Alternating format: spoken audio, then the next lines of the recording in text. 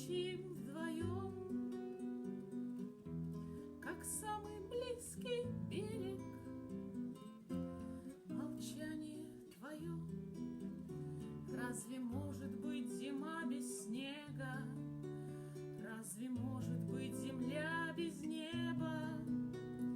Если ночью в осень зажигает звезды кто-то вновь в твоем окне, разве может быть без снега?